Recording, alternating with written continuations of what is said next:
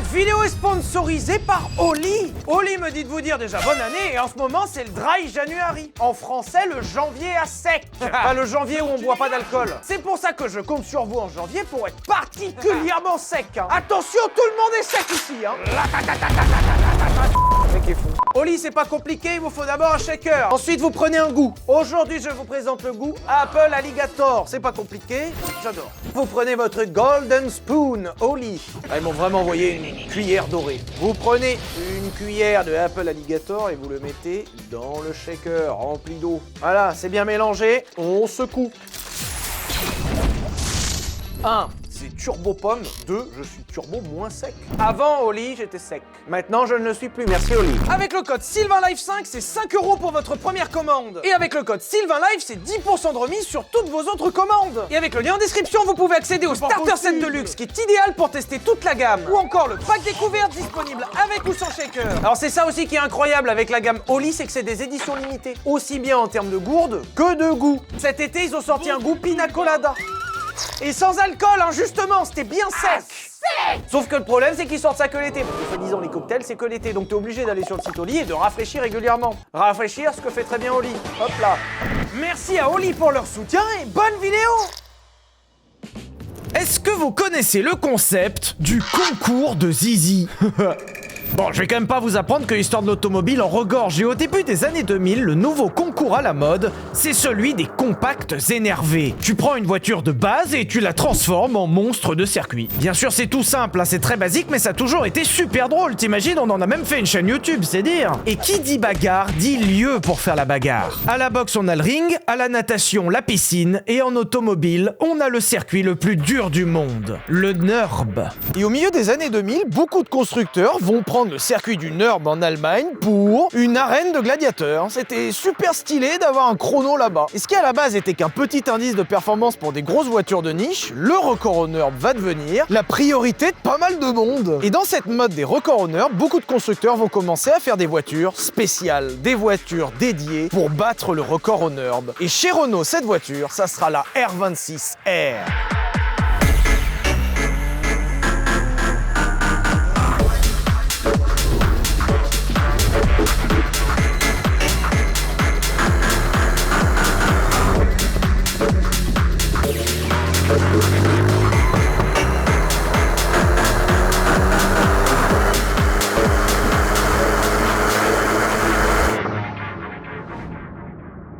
Dans la gamme Renault à l'époque, il y avait déjà la Mégane RS, qui est une voiture très performante. Alors dans sa version essence, parce qu'il y a une Mégane RS DCI, on en parlera un jour. Je sais pas ce qu'il leur a pris. Et même si la Mégane RS est une voiture performante, ça reste une voiture de route, ça reste une voiture pour tous les jours. C'est pour ça que Renault a commencé à pousser le curseur avec quelques séries spéciales. La RS Trophy par exemple, avec ses options encore plus sportives, commençait déjà à pousser le curseur. Mais on parle vraiment de battre un record au NURB. Il y a d'autres constructeurs en face. Et c'est pour ça qu'avec la R26R, Renault va créer la Mégane Ultime. Alors là, je pense que vous avez pas la ref et vous dites oui Sylvain, c'est une Mégane Sport plus peut-être. Non, c'est une voiture de circuit. Et pour faire en sorte que la Mégane RS devienne une reine du circuit, c'est pas compliqué, ils ont tout changé. Déjà par rapport à la Mégane RS standard, la voiture a été largement allégée puisque cette voiture a 130 kg de moins qu'une Mégane RS. Et cet allègement, ils l'ont obtenu en enlevant tout. Ouais, alors dans ce sens-là, c'est pas si compliqué. Par exemple, la banquette arrière qui saute, c'est déjà une bonne dizaine de kilos en moins. Mais je dois reconnaître que sur la R26R, ils ont poussé le curseur un petit peu plus loin avec carrément un capot en carbone. Plus cher de capot que de voiture. Non, quand même pas. Tu vois, on rigole, hein, mais je pense qu'un capot comme ça, c'est peut-être 2500, 3000 balles. C'est un capot, carbone, fait gagner 9 kilos, c'est pas mal. Ils ont tellement voulu pousser le curseur loin sur l'allègement. Ça, c'est du verre. Ça, c'est du plastique. Et ils ont même collé le record. 8 minutes 17. Nürburgring, 8 minutes 17. Là, dit comme ça, on s'en fout, il n'y a aucune référence. Une Porsche 997 Carrera S fait moins bien que ça. Une Ferrari F355, on parle d'une Ferrari, je rappelle, hein, fait moins bien que ça. Une Aston Martin DB9 fait moins bien que ça. V12, 455 chevaux. Derrière une Mégane. Je vous cache pas qu'à l'époque, ça a un peu serré des dents quand t'as vu que ça a fait 8 minutes. Les jantes rouges, j'aurais peut-être pas tenté. Pas le choix, c'était de série, non négociable. Fallait que ça se voit que la voiture est rapide. Est-ce que c'était nécessaire d'y mettre des jantes rouges? Je suis pas fan, hein. Un petit côté tuning quand même, hein. Et hop, ça touche pas à l'antenne. L'aileron, il touche pas à l'antenne. Un trou dans l'aileron. Pas quand chez Renault, hein. J'aime bien le fait qu'il l'ait rappelé ici, parce qu'on sait jamais, même coffre ouvert, faut savoir que t'as la voiture la plus rapide au Nord, pourquoi pas. Et d'un côté, ce genre de voiture, c'est très compliqué de vous en parler, parce que j'ai très envie de vous montrer ce qu'il y a à l'intérieur, et de l'autre, le concept, c'est qu'il n'y a rien à l'intérieur. Ils ont remplacé le fond par une planche. Fin. Alors si, il y a l'apparition d'un arceau-cache qui était optionnel et que cette voiture a, qui ne participe pas à la rigidité. J'aime beaucoup parce que sur la brochure, c'était marqué que c'était uniquement en cas de retournement. Ça annonce la couleur, je crois. Tu sais, si tu roules fort, il y a un monde où ça cabane. Ouais, prends un arceau, c'est jamais. Alors d'un côté, ça rajoute du poids et ça participe même pas à la rigidité. De l'autre, bah si tu te retournes, t'es peut-être content, quoi. Oh putain. Ouh. Ah. Ouais, bah c'est un baquet quoi, ouais, tout simplement, hein. On va pas inventer le concept du baquet, hein. Ça, c'est d'origine. Pas le temps d'écouter la radio. Petit gimmick des Mégane 2, on retrouve le frein à main. Dégueulasse. Il est immonde ce frein à main. Bah après, je sais pas quoi vous dire, un intérieur, c'est un intérieur de Mégane 2, quoi, il y a strictement rien. En plus, c'est un intérieur de Mégane 2 où il y a encore moins. Alors on regarde la climatisation, qui est une climatisation simplifiée pour quand même avoir un petit peu de frais quand il fait très chaud. Et elle fait un peu moins de poids que la climatisation de base, ce qui est cool. On garde aussi les vitres électriques.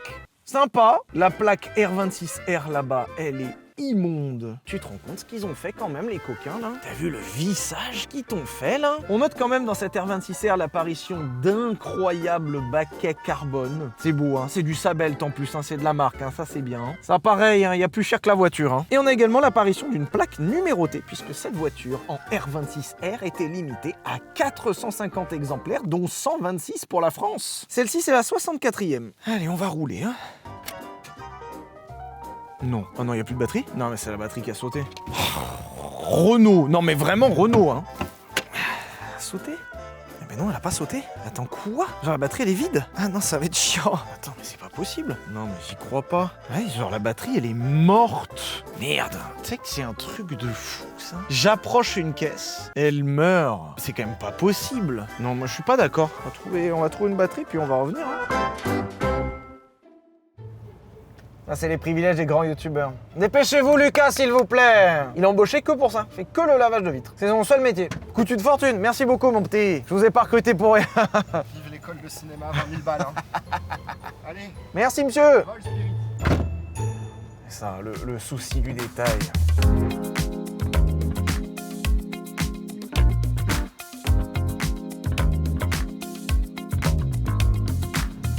Waouh.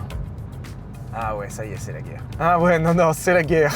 Je crois que ça va être le titre de l'épisode. C'est la guerre. En même temps, le concept de la voiture, c'était la guerre. Il y a la guerre des chronos honneur, ben il faut gagner la guerre. C'est la guerre. T'as le baquet carbone, t'as le harnais qui met une ambiance de folie, t'as la boîte dont les rapports ont été raccourcis en termes de démultiplication et raccourcis en termes de mouvement. Le levier, un mouvement qui est très précis. L'embrayage est renforcé, il a plus aucune progressivité, les freins sont directs, la direction, elle est incisive. C'est la guerre. C'est pas compliqué. Ça, c'est une voiture de guerre.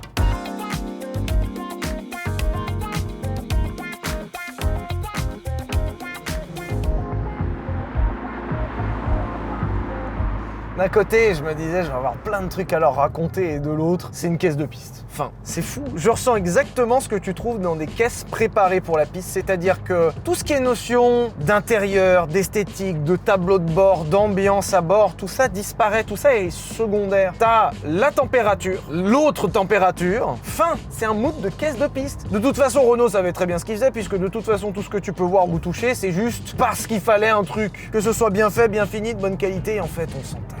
Par exemple, typiquement, là, il fallait un tableau de bord. On n'allait pas livrer une voiture au client sans tableau de bord. Alors tu prendras un tableau de bord de Mégane 2 qui traîne par là, et puis, hein, ça ira très bien, monsieur.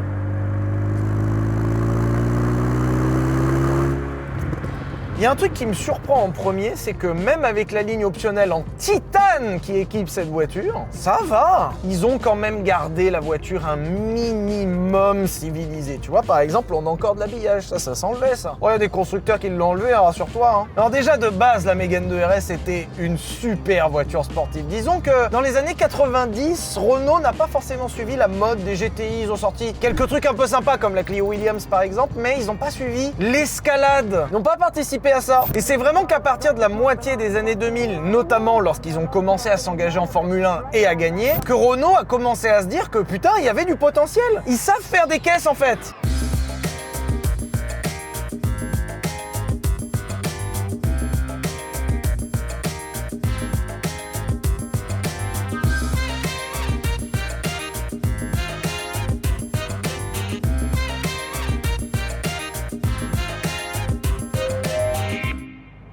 Là, tu sens que j'exploite pas, là. J'exploite pas la caisse, là. C'est bien, elle chauffe, elle chauffe. Lui, il chauffe tranquillement. Alors justement, en parlant d'huile, j'aurais bien aimé quelques trucs en plus, genre une température d'huile, une pression, par exemple, tu vois, plutôt que juste une jauge de température d'eau, et puis voilà. Ça reste une Mégane. Ou alors, ils avaient très confiance dans la fiabilité du truc, peut-être, j'en sais rien. On a la petite touche ESP. Vite, ESP désactivé, fin.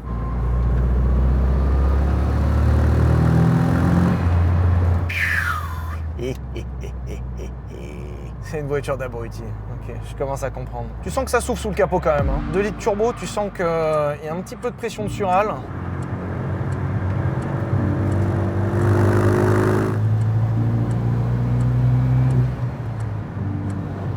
Calme.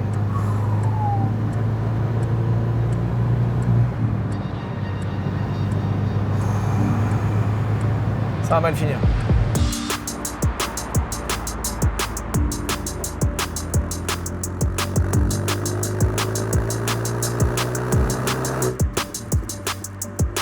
Le concept de faire des versions radicales des voitures, c'est un truc qui est quand même assez connu. Et t'as pas mal de voitures qui font ça. Pour le marketing, ça se vend mieux d'avoir une voiture en série limitée qui a des spécifications très courses. Waouh, tu vas devenir un pilote de course! Et en fait, ta voiture derrière, c'est une merde. Là, je crois qu'il n'y a pas trop de marketing. Là, je crois qu'ils se sont juste fait plaisir chez Renault.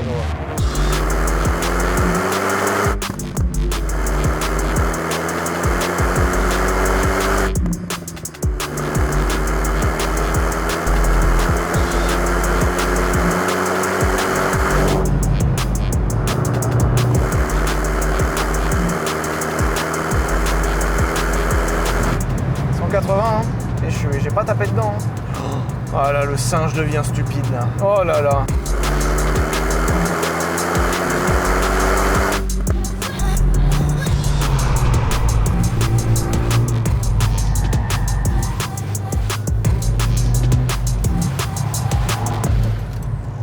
Quand ça raccroche, ça raccroche. Hein.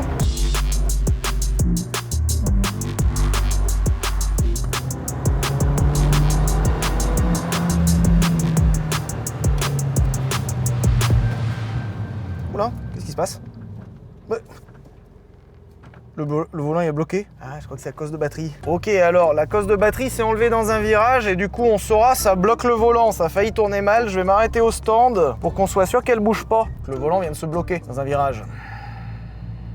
Je sais pas que je me suis chié dessus, c'est peut-être pire que ça.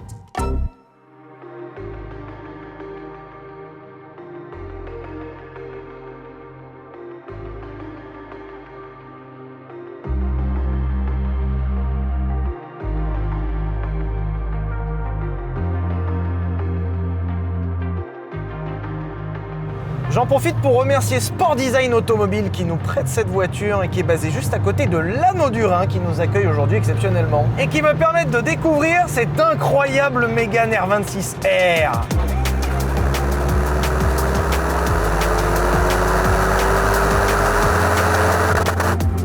En fait, le moteur, il est pas très démonstratif. T'as même l'impression qu'il y en a pas beaucoup, mais putain, ça souffle!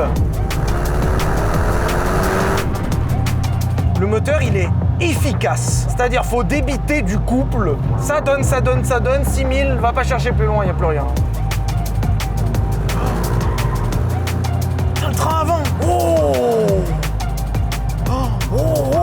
plus tu mets du volant, plus on tourne. C'est pas possible ça sur une traction normalement, c'est pas possible. Waouh. Le poids, il est super, la suspension, elle est merveilleusement adaptée. Frein, c'est pas incroyable, mais c'est largement suffisant et endurant. Moteur pourrait avoir un peu plus, mais c'est normal, en fait, le châssis, il est tellement dimensionné. Le châssis, il est tellement prêt à recevoir seulement 230 chevaux. T'as des caisses bien plus puissantes qui sont pas aussi sérieuses en termes de châssis, hein.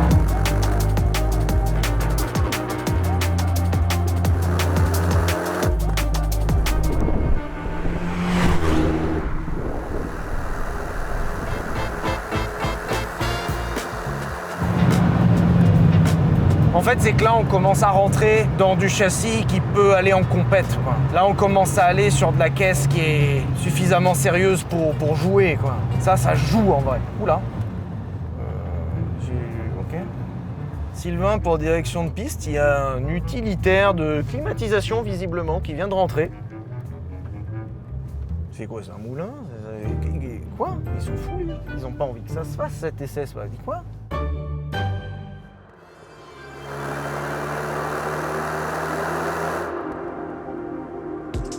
Ouais, je comprends, 8 minutes 17 au NURB, hein. 8 minutes 17 au NURB, on est dans un truc qui déboîte en fait, avec une voiture qui a des plaques, hein, et seulement 230 chevaux entre guillemets, hein, c'est une Mégane, hein, faut pas oublier. Moi je suis impressionné. Je savais que c'était costaud, je savais que sur le papier il y avait vraiment le potentiel, c'était pas faux, hein.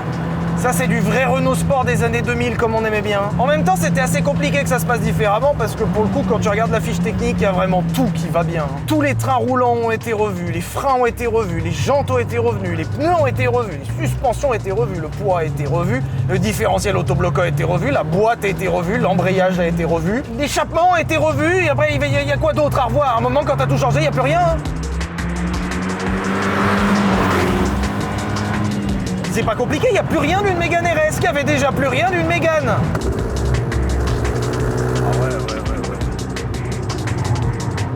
Ah ouais. Tu peux même la placer. L'arrière, il est mobile, pile ce qu'il faut. Regarde, tu l'as fait décaler légèrement. Hop, et tu vises la sortie. Yann Le Jossec. Merci Yann. Oh, elle vient se caler, putain. Merde, c'est du lourd, quoi.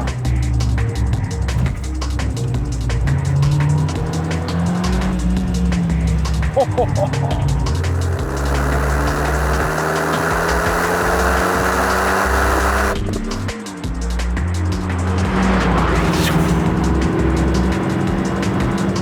Et si j'ai vraiment envie de vous présenter cette R26R, c'est parce que d'une certaine façon, c'est cette voiture qui a déclenché la guerre. En 2008, quand Renault a claqué le 8 minutes 17 avec cette R26R, ça a un petit peu fait peur en face. Et c'est vraiment à partir de ce moment-là que beaucoup de constructeurs ont commencé à mettre des moyens. Il faut être le plus rapide sur le NURB. Quelques années après, la remplaçante de celle-ci ira même jusqu'à pousser le curseur avec le fameux Under 8. L'idée, c'est que plusieurs concurrents s'étaient lancés dans la guerre des tractions les plus rapides au NURB, avec pour objectif de passer sous les 8 minutes.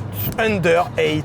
Et c'est Renault qui a encore réussi. Et rassurez-vous, je vous en parlerai de cette fameuse aventure des Under 8, parce qu'il y a eu plein de rebondissements.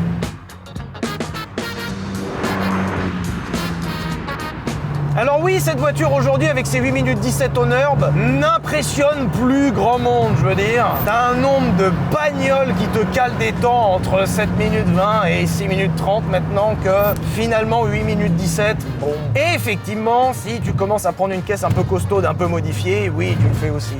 Mais quand même, on est en 2008. Cette voiture, ça a été l'étincelle qui a mis le feu aux poudres. Cette voiture, la R26R, ça a été la boîte de Pandore. Ils ont ouvert le truc qu'il fallait pas ouvrir.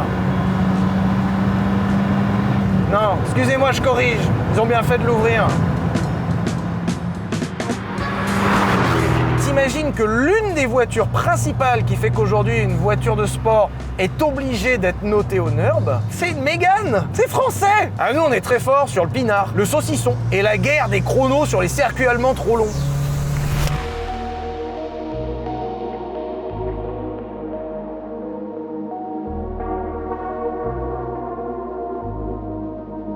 C'est incroyable de se dire que sur une base de voiture de série, parce que je rappelle qu'on a des plaques d'immatriculation encore, hein, ils ont réussi à faire d'une foutue caisse de piste. C'est sérieux, c'est propre, c'est une caisse de piste, quoi.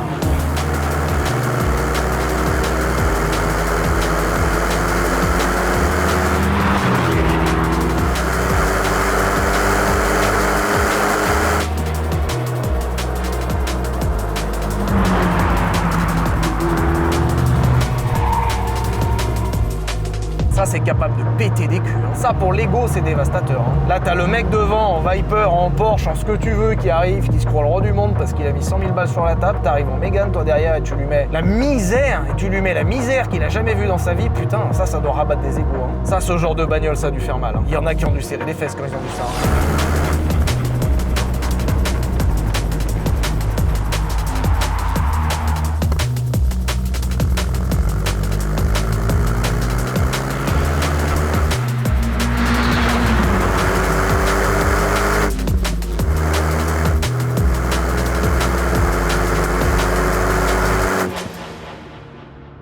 Alors si jamais vous prenez l'envie d'en acheter une en vous disant « Bien sûr que moi aussi j'ai envie d'avoir la voiture qui a conduit à la guerre des chronos sur le NURB, moi aussi je veux une Mégane de piste limitée à 126 exemplaires avec des plaques », eh bien je vous conseillerais de changer d'avis, acheter autre chose, une Zoé.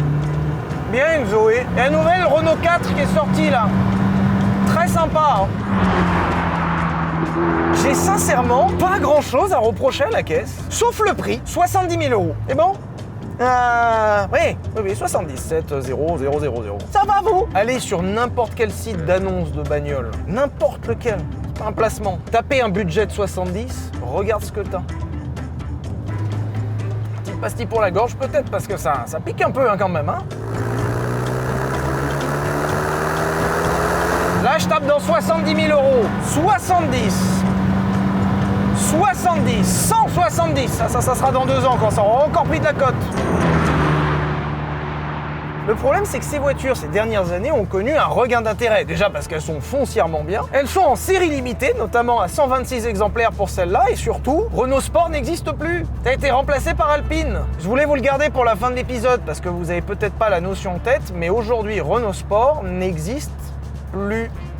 Et Renault ne fera plus jamais de Renault sportif sous le blason Renault Sport. Plus jamais. Aujourd'hui, Renault s'est réorganisé et le sport, c'est chez Alpine, le reste, c'est chez Renault. C'est-à-dire que ça n'arrivera plus jamais. Et si tu cumules les qualités intrinsèques de la voiture, le regain d'intérêt de la catégorie, le fait que Renault Sport soit mort et l'histoire chargée de cette bagnole qui a déclenché une guerre, et la Mégane RS3 qui a fait sous les 8 minutes, c'est encore pire.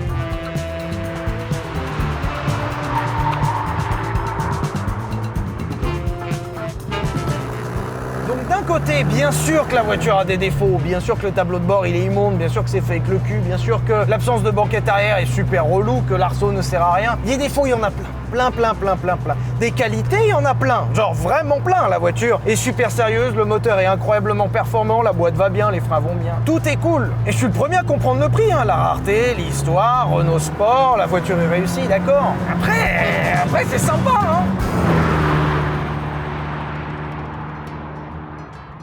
Le problème, c'est que comme elles sont limitées, tu vas pas la sortir sur piste, parce que tu vas la saccager. Et tu vas pas saccager une bagnole aussi rare. Donc si je l'achetais, j'oserais même pas la sortir sur piste. Et si je la sors pas sur piste, est-ce que ça vaut vraiment le coup d'acheter une caisse comme ça? En fait, je suis en train de me dire qu'il vaut peut-être mieux partir d'une base de Mégane 2 RS, qui est déjà super chouette, même en trophy si t'as envie, tu vois. Et tu la prépares, et t'as ça potentiellement en mieux, moins cher, et sans le poids de l'histoire si tu l'enroules autour d'un arbre. Alors oui, elle sera pas légale sur la route, parce que tu l'auras modifiée, c'est vrai. Est-ce que tu vas vraiment aller beaucoup la rouler sur la route? Je vous avoue, je sais pas quoi conclure parce que d'un côté, je peux pas vous déconseiller la voiture parce qu'elle est sincèrement bien. De l'autre, je peux pas vous conseiller la voiture parce qu'elle est sincèrement chère. La seule chose que je peux vous dire, c'est merci d'avoir regardé. J'espère que vous avez apprécié cette vidéo. Pensez à vous abonner, le petit pouce, le commentaire. Merci à Sport Design Auto qui nous a prêté la voiture, l'anneau du Rhin pour la piste. Et on se retrouve la semaine prochaine pour une nouvelle vidéo. Et puis gros bisous!